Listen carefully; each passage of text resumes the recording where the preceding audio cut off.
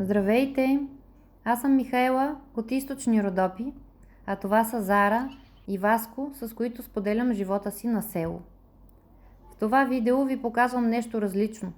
Как прекарах нощта сама в една отдалечена родопска махала в района на Крумовград.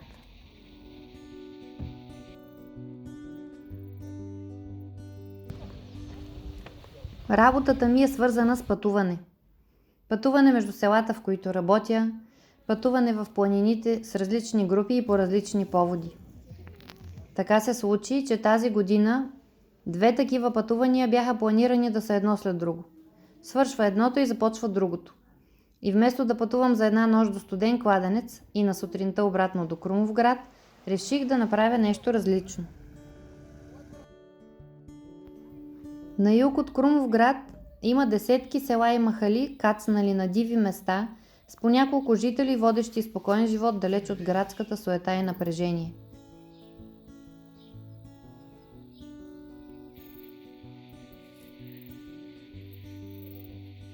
Аз търсех място с гледка и чешма. Някъде, където да посрещна изгрева, но и да мога да се освежа на въздух.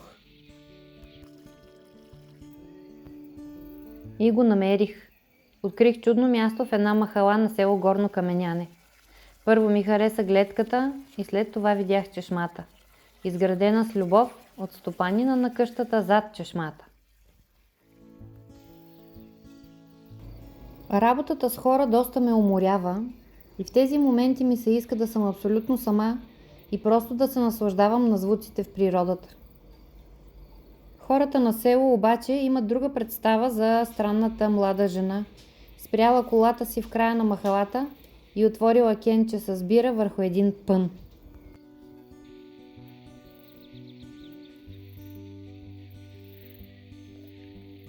На здраве на компанията. Те жадуват за комуникация и споделяне. Семейството с чешмата, няма да казвам имената им, защото не съм ги питала, тези мили хора ги хванах да си прибират кравите от паша и ги попитах може ли да преспя до чешмата. Разбира се, че може, аз за това съм я направил, каза дядото. И не ме оставиха да съм сама. Дядото ми помогна да си подредя пънчетата зад колата, след което каза: ама ти не може да останеш така тук, идвай при нас в двора.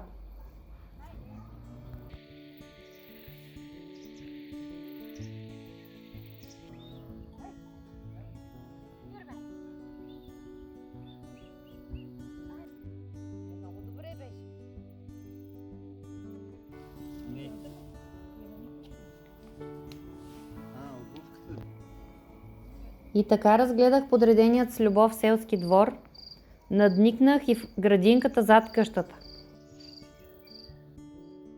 Стопанката веднага подреди на масата купа с кисело мляко, айрян и домашно сирене. Хората ми показаха минералите, които са събрали в района. Камъни с форма на обувка и терлик. О, да. Детски. Детска обувка. Буде гена терли. Терлик. Да, като терли. Чакай. Да. Да, то наистина има форма на круша. Но е тиквичка и тези различни сортове тиквички са им донесени за подарък от Франция. Цветята си отглеждат с любов, а минералите откриват докато пасат кравите в полето.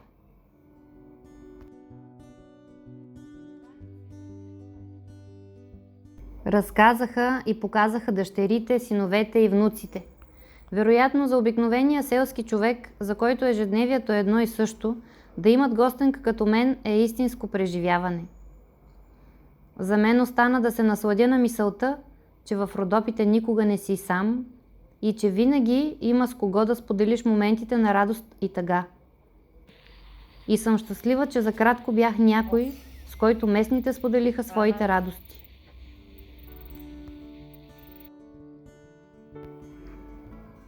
Дядото ми сподели рецептата за тяхното домашно сирене, за което не ползват мая, а кисело мляко.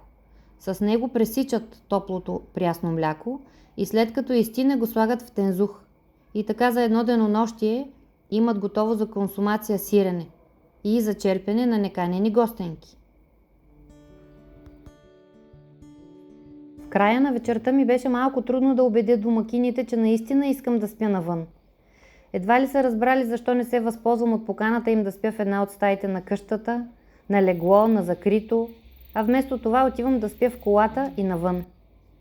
Може би ако бях открила чешма извън населено място, щях да съм сама, но има ли село и хора в Родопите, няма как да те оставят просто навън. А пък в двора на къщата имаше външна тоалетна с душ, която домакините ми дадоха да ползвам и беше много удобно. Обичам да съм сред природата и от легло с лекота мога да се откажа, но малките удоволствия като чиста тоалетна и топъл душ никога не ги отказвам. Тази махала беше на такова яко място, че от едната страна изпратих залеза, а от другата посрещнах изгрева. Станах рано, освежих се, пих кафе с кеф и хапнах вкусни мюсли с един от най-сладките пъпеши, които съм опитвала някога. Вероятно удоволствието подсилва вкуса.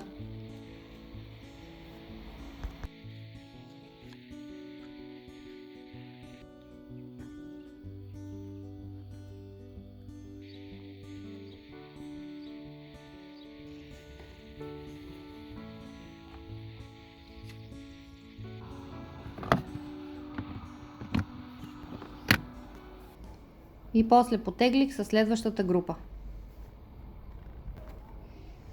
В тези пътувания изследвахме първо района около Смолян и после около Велинград. Посетихме Момчиловата крепост, Орлово око, чудните мостове, Плиоценският парк в Дорково и крепостта Цепина, Батак и пещерата Снежанка.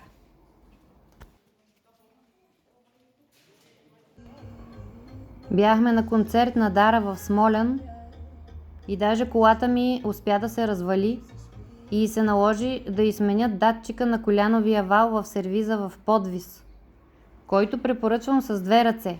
Момчетата са изключително съвестни и коректни и ми влязоха много в положение. Ако видеото ви е харесало, не забравяйте да натиснете едно палче нагоре. Също и да се абонирате, ако още не сте го направили. Благодаря на всички вас, които вече следвате този канал и оставяте коментари под видеята. Това ми дава увереност и вдъхновение да правя всичко с любов за вас. Благодаря, че ме гледахте и ще се видим следващия път.